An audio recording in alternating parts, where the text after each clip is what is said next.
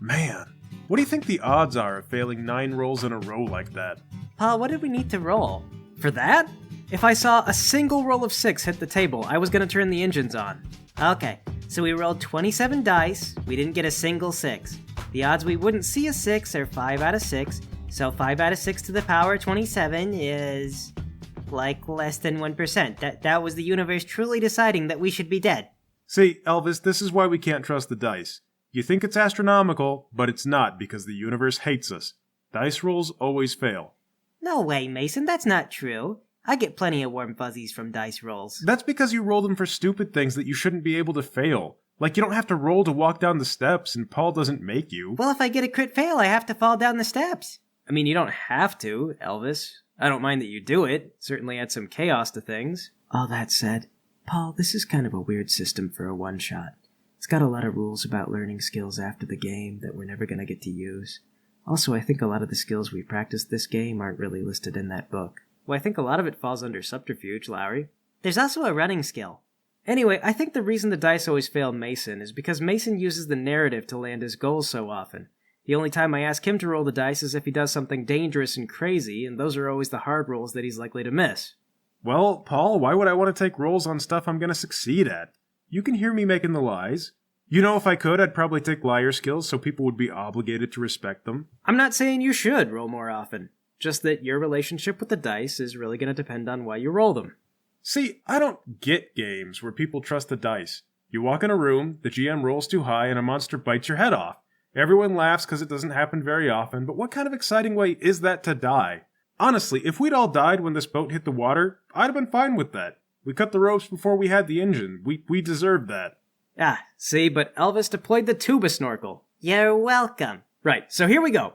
Twice now, people have died from nut allergies, and both times it looked like your fault. You stowed away on a ship, but you were soon to be caught because the most recent incidental death was of a crew member. In a panic, you forgot that the ship was a flying ship, so you cut the lines to the lifeboat, and unable to turn on the engines, you plunged into the sea below from 40,000 feet. And we all died. So you would assume. However, at the last possible second, Elvis pulled the string on the tuba snorkel, causing it to inflate like a comical airbag, cushioning you from a fatal collision, then providing you with a desperate flotation device as the lifeboat splits apart. Your ribs are bruised, if not broken, but by some miracle, you are alive. Clinging to the tuba snorkel, only that between you and death. Oh my god. Tuba snorkel. Oh my god. It's a stupid invention, you said. Well, it would never do this twice. Apologize to the tuba snorkel. You didn't plan for this. You couldn't have planned for this. This was not in the marketing. Well, you never listened to the marketing, and it doesn't matter. It was supposed to be a pillow, but I couldn't get the inflation right, so I made it bigger, thinking it'd take longer to fill up with air. I mean, it was still really fast, but maybe it'd work as a mattress. And guess what? Boom! Accidental genius. Well, it's uncomfortable as all heck, so it's not a good mattress. I throw up. That's okay, buddy. Just get it all out. I think I poked a lung. I don't know, the adrenaline is crazy right now. The gods are giving us a second chance, Mason. Yeah, well, they should, because you screwed up our first one, D. It didn't look that hard to turn on the engine. I could have done it if I wasn't falling to my death. Do you guys smell that? It smells like tin. I think I hit my head. Does this thing come with a rudder? No, Mason, it was supposed to be a mattress. It wasn't supposed to be a boat. Well then, Elvis, we're still dead. We're just out here in the middle of the ocean. All we've got is some hardtack, whatever's left of the fruits, a blender, a hot dog stick, some lipstick, and this stupid life-saving piece of garbage we're all gonna die on. Man, we should have stolen some water. There were probably quite a few things we could have done differently. I wish I'd learned to swim at some point in my life. Seems like kind of a long way to swim. That one probably wouldn't have helped you. Nuh-uh, I totally heard about this guy once who swam the whole length of the entire sea. You might be thinking of someone who swam the length of a channel, Mason. No, Lowry, I'm pretty sure it was the sea. If you need rest, you can float on your back and then sleep that way. I could swear I read that in a book somewhere. You think there's sharks out here? That can sense people in trouble. They're like evil dolphins. But if we're lucky, dolphins will find us first and take us to shore. A woman pops out of the water next to you. Oh, I wouldn't expect sharks or dolphins this far out in the shallows, usually. Oh, hello. Elvis, who are you talking to? I can't see over the tuba snorkel. There's a lady here. What do you mean there's a lady? The sea madness is already setting in. I mean, there's a lady and she knows about sharks. A pleasure to meet you. Oh, gosh dang it, I'm going sea mad too. Elvis, your sea madness is contagious. Way to go. Well, I can't help it. You guys are funny. Do you want to come back to my place? Is your place the bottom of the ocean? Because if it's all the same, I'd rather cling desperately to life for a few hours. Can you come back later? Oh, no, my place is in the coral reef. But there's an island nearby the reef if you'd rather stay on dry land. Dry land sounds good. Yeah, dry land is really good. This is probably some kind of trap. Well, I could always just leave. No, don't listen to Lowry. He does not understand how to lay traps. All of life is a trap, really. We'll happily go to an island. Okay, let me just get a few of my friends. And she vanishes below the water. Alright, so just to be clear, we were all talking to a hallucinatory mermaid, right? I don't see why she has to be a mermaid if we're hallucinating. I've been pretending she's a friendly dwarf hamster. If I'm gonna die in craziness, I may as well be in control. How would a dwarf hamster get this far out in the ocean? It's my hallucination. He lives in the ocean and he breathes water, Mason. That would make him some kind of fish. It doesn't have to make sense, but yes, he's a magical fish hamster. I thought we were talking to a lady. Why is it a he? Because I've come up with a backstory and he has a wife and a kid. But one of his coworkers wants to have an affair with him and he wants to stay true to his wife. But there's a big business meeting coming up and it's just the two of them. So he's gonna have to set aside his sexual tensions. I don't see why you don't tell this from the female perspective. Mason, we are all gonna die in the ocean and I don't know, maybe they're both guys and they're gay or something. Why are you nitpicking my script? All I have to do is sit here and cling to this not even a life raft and nitpick your script. Who's the real villain here, okay? Alright, about 20 minutes of bickering pass and the mermaid, or possibly a hamster, surfaces again with two friends. I managed to find someone to help me push. Are you ready? Don't give in to temptation! Stay true to your wife/husband! I guess I'll take that as a yes. She starts pushing. Hey, are you a hamster? I'm a mermaid, hon. You don't have to be embarrassed, Todd. We're all willing to accept that you're an adorable fuzzy rodent that fits in the palm of my hand. How long have you been out here? I guess like 20 minutes? I just want to get a real firm grip on the sea crazies early on and be just really sure of what I believe, okay? Well, it's always good to see a proactive sailor. I just believe in mastering your environment where you can, you know? Oh, sure, yeah, we're all kind of about that.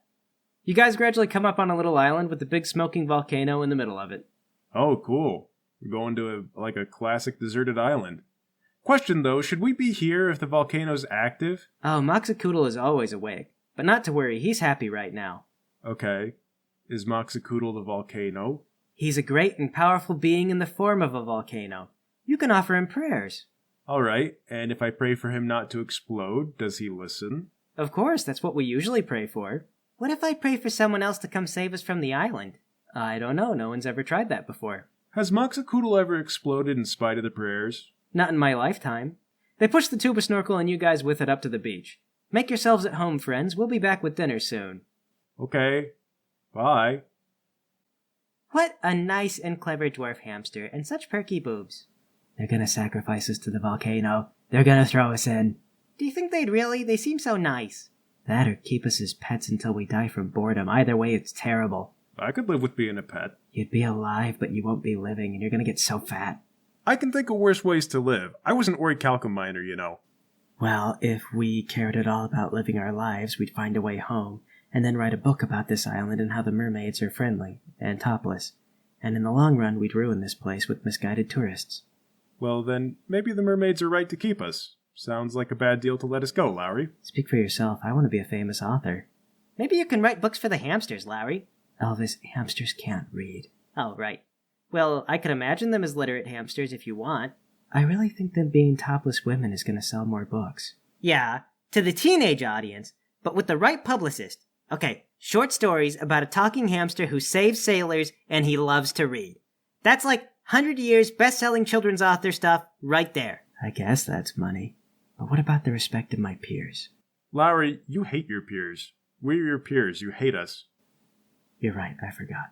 Well, Paul, we're on a deserted island. What is there to do? Not much, except for make a shelter from the sun and poke around the palm trees. Oh, great Moxacoodle! Will you please set up a shelter for me so I don't have to?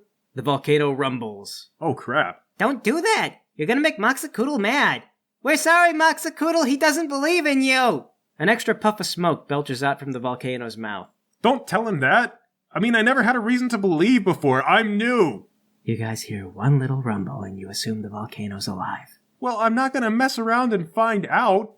Well, I will. Moxacoodle, if you have any will or sentience at all, show a sign. You hear a low, deep rumble from within the earth.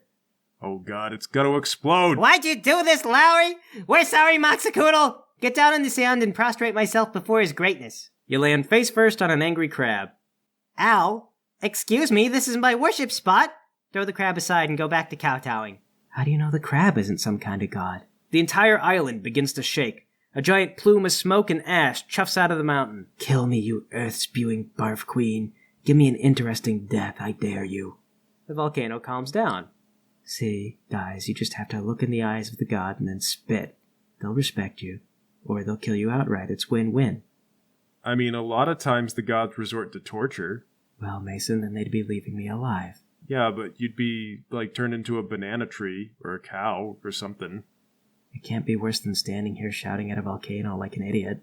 Well, I for one believe in the volcano god. He took pity on me and Elvis, and obviously just didn't know what to do about you. Yeah, so we can rule out this thing being all-knowing. It has volcano powers, and can reach at least this entire island, which for our purpose is pretty godlike. Yeah, and the hamsters worship the volcano, so we're just kind of fitting in with the culture. Yeah, I guess they'll be pretty happy that we believe in their god already. Actually, you know what? I'm gonna climb Moxacoodle.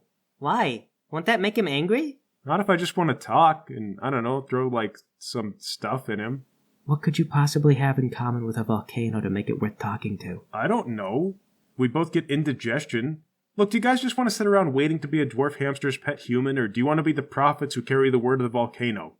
Because I guarantee, we're going to find out one of the hamsters has a shellfish allergy, and it's going to look like our fault. I'm sure something like that wouldn't happen in threes. There has to be some kind of law that says it can't. Wait, is Dee still with us? Dee! Sorry, Mason. I'm just a little bewildered, and you all cope so quick. I'm still trying to mentally catch up with falling out of the boat, and some mermaids came, but they're actually hamsters. Yeah, it's a whole parade. Now get up, we're gonna go climb Moxacoodle and learn his holy wishes. When those mermaids come back, we're gonna be the land-dwelling prophets of their land-bound god. So are the hamsters, or mermaids, Stop trying to process it. You just gotta get your mind out ahead of you, Dee. Start watching where you step and not where you've stepped. Okay. Don't worry, Dee. It takes a while to adjust. Though some people never do adjust. I think I might be falling kinda in the latter category. Okay, well how about this, Dee? We probably do need shelter. Can you make us some shelter and maybe gather some coconuts? I mean, I reckon I can understand coconuts at least. Alright, perfect. I know it's not the new life that you expected, but it is better than the meatpacking plant, right? Well, there's been a lot of low points on this trip. I won't say it's worse than the meatpacking plant, but I'm gonna have to see how the island works out before I know for sure. That's the spirit. Alright, Paul, we start climbing up the mountain. Okay, Dee stays behind to make shelter and you guys head up. How far do you plan to go? All the way to the top, because there's a chance that this really is a supernatural volcano, and I'm not going to mess around taking chances on that. Alright, it's a difficult journey, but you're motivated by the hope that this volcano may actually have magic powers and will choose to speak to you. When we get to the top, Elvis, look for a flat stone that we can carve stuff into. Are we gonna do a tablet? Yeah, I mean, you can't climb down from a high place without a tablet, or they'll think you didn't speak to God. What if we get down and Dee has built a golden statue to worship? That doesn't seem like something Dee would do. I don't think Dee even believes in Moxacoodle anyway. Well, I didn't want to say this while he was with us, but Dee seems like a really passive follower type. He'll probably worship Moxacoodle as soon as he catches up to it. I mean, it's going to depend on how well we sell it to him. Let's see if we can get some kind of response from the volcano. Paul, I get down on my knees and gaze into the rising smoke of Moxacoodle. Oh, Moxacoodle, great volcano, I wish only to be your bridge, your vessel. Show me your wisdom so that I may take it with me down to the mortals below. Moxacoodle is silent. See, it's just a volcano. Lowry, this is his first time having worshippers sitting there at the edge of his mouth. All his previous worshippers were coconut trees and mermaids. Just give him a minute, okay? Maybe he's shy. Please, Moxacoodle, we beseech you, let us carry your wisdom to your worshippers that they might know you better.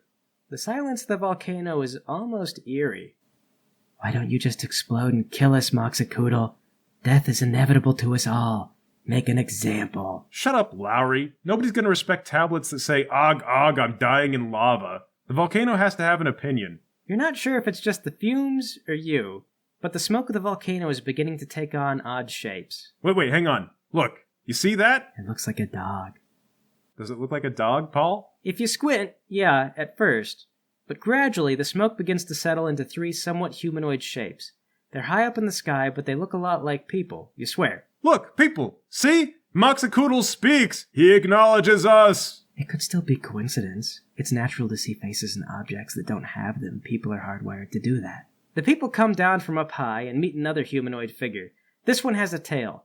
One of the figures lifts up what appears to be a rock or some heavy, blunt thing, and smoke cascades down over the figure with the tail. Okay. All right. I think I see where we're going here, and I don't think the mermaids are going to be super happy, but I get where we're going. The smoke that was the object and the mermaid mingles for a while, and then one of the humanoid figures pulls a necklace away from it. The necklace is sharply in focus compared to the rest of the smoke. The figure then casts the necklace into the volcano. Okay. I was kind of hoping for some rules to live by, something to boss D around. Could we have some rules to boss D around after we kill the mermaids? Oh, so they're mermaids now. They're not hamsters anymore. Well, I'd really rather not have to kill an adorable dwarf hamster. Those guys are super cute. I guess the mountain wants this. Are you going to explode if we don't do it? The volcano rumbles. Okay. Well, I don't know what the mermaids did, but I respect your choice and your ability to burn us all to death. Elvis, I guess bring that tablet with you. Okay, it is prophesied. We head back down. All right, you arrive back at camp where D has done his best to put up a shelter. He asked, how'd the divine mission go? Well, we did get a vision, but I should probably tell you about it later. The mermaids return. They got a bunch of clams, shrimps, lobsters, and other kinds of fish, and a giant clamshell that they're using as a platter. Here you go, boys. Dig in. Yep, called it. Shellfish. Of course, they're easier to catch than regular fish. Okay, Elvis, can you hand me that holy tablet? Here you go. Okay, Paul, which one of these mermaids has the necklace that I saw in the smoke? The lead one that saved you. Okay, stand in front of her. So, ladies, I climbed the volcano and Moxacoodle gave me a holy mission. You climb Moxacoodle? What did he command? Bash her in the head and take the necklace. D and the mermaids all panic. Come on, guys, we have to go! Grab the tuba snorkel, run! Grab the seafood platter. D follows behind, not sure what's going on. Why'd you bash her? They were our only source of food! Moxacoodle has spoken! Alright, you scramble back up the volcano. Cast the necklace into mighty Moxacoodle! In it goes! Smoke billows out of the volcano's mouth as it begins to sputter with flame. The island begins to shake. Come on! But I did what you asked! Well, we must have messed up the divine vision. It was really clear! Hit the mermaid with the rock and then throw the necklace in! Amid the smoke and sputtering embers, a face appears. Gaze upon me, mortals, and know that I am Tu-Ka-Anu. Wait, I thought you were Moxacoodle. Moxacoodle is a volcano! My prison of many long eras. See, I told you it was just a volcano. There was a perfectly explainable demon living inside of it. Well, that is still powerful and rightly feared. Indeed. But you were so swift and efficient to carry out my will and set me free that I offer you one reward in exchange for your service. Name it, and I will make it so. Okay. Can I talk with the guys? I have waited countless years already, and I am restless. I shall give you no more than 2 minutes. Okay. Guys, what do we wish for? Let's wish for the tuba snorkel to be an international success. Why would we do that? We'd still be trapped here on the island. We wish we were in a comfortable part of a civilized country where nobody is going to recognize us for any murders or deaths that we committed or are associated with. I commend the modesty of your request. It shall be! Smoke billows out of the volcano and surrounds you. It stings your eyes and lungs. Oh god. Is dead from smoke inhalation a nation? 'Cause it's about to be. The smoke clears and you find yourselves all standing in unfamiliar streets, surrounded by unfamiliar architecture. Oh, okay, alright. Whew. I'm sure we can't drink the water here, but I'll take it. Thank you, evil smoke cloud. Don't thank me so soon, mortal. The time to show my appreciation has ended. The time of my ascendance is now. People had stopped in the streets when this thing first appeared, but as it rises up and fire crackles inside of it, someone screams and everyone begins to run. But first I shall help myself to a meal, the first in several millennia. He scoops up your seafood platter. All right, I was looking forward to the oysters, but help yourself, I guess. You are a powerful demon. Wait, there are oysters in this? Are you kidding me? They weren't even mixed in with anything. They were just sitting there. I am allergic to shellfish. There was nothing but shellfish on the platter. It was just obviously shellfish. Nothing but. Well, haven't seen one in so much time. The fiery embers that make up the creature's eyes fade away, and shortly thereafter the smoke dissipates on the wind. Well, I just want to go on the record that was not our fault. You shout in a language that no one speaks as the crowd surrounds you with cheers and applause. They scoop you up and throw you in the air, and before you know it, you're taken to see someone important. Each of you becomes a minor celebrity, and the tuba snorkel goes on to be a bit of a passing fad which makes Elvis some decent money, before everyone realizes it's a terrible invention. Hey! Yay! We did it.